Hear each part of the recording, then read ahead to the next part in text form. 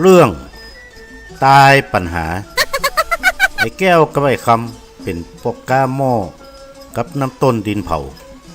เขาสองคนจะเอาน้ำต้นกับหม้อดินเผาใส่กลวยใหญ่แล้วก็หาบคนละหาบ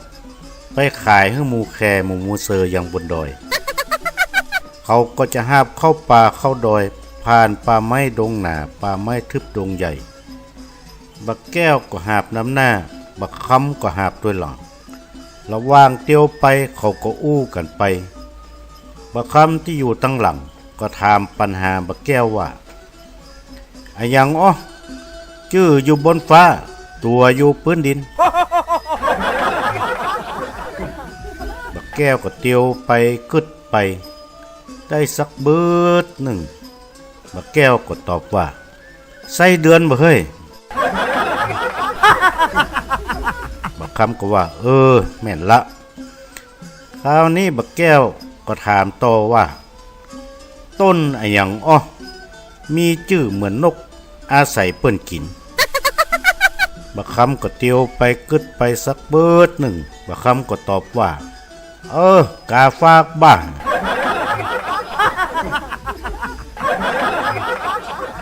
บักแก้วก็ว่าแม่นละ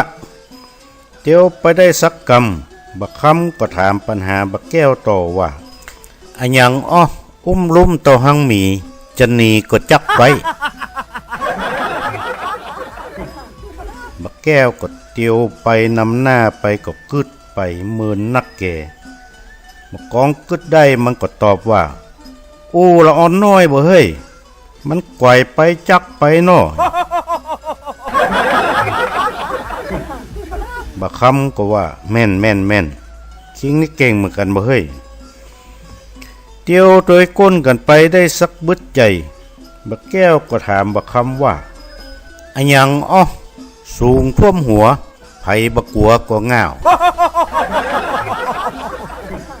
คราวนี้บักคำก็เป็นกำกึดต่อใดก็กึดบ่ออกบักแก้วก็หาบหม้อเตียวนำหน้าบักคำก็หาบหม้อเตียวหลังข้ามห้วยข้ามดอยขึ้นมาถึงเทิมดอยใกล้จะถึงแปะละบักคำก็ขึ้นมาว่าจ้างบ้าบักแก้วบักกองได้ยินว่าจ้างก็ฟังก็หาบหม้อจ่งลงห้วยตัวมันก็ล่นขึ้นแปะดอยหนีอย่างบักคิดชีวิต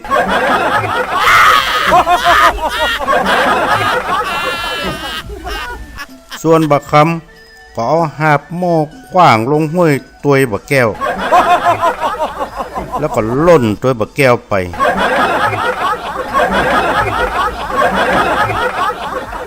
พอไปถึงแปะดอยบักคำก็ถามบักแก้วว่าคิงล่นนี่ยังบักแก้วก็ว่าคิงว่าจ้างลูกหาก็กลัวกะ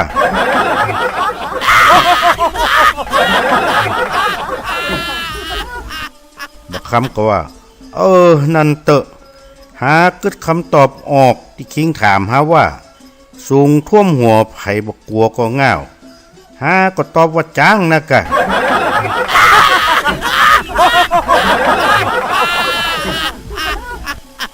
บักแก้วก็ว่าหาบ่เฮ้ยหาบหม้อหาบน้ำต้นเหี่ยวห้วยปุละเป๊กบ้านบ่าเป๊ก